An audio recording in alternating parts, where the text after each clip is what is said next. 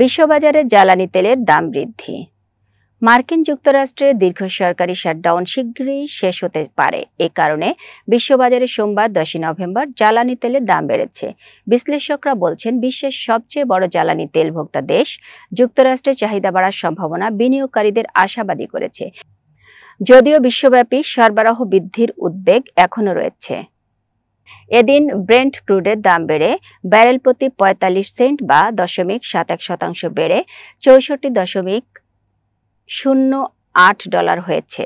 অপরদিকে West Texas intermediate WTI ক্রুডের দাম 48 Saint বা $0.8 বেড়ে $60.23 হয়েছে।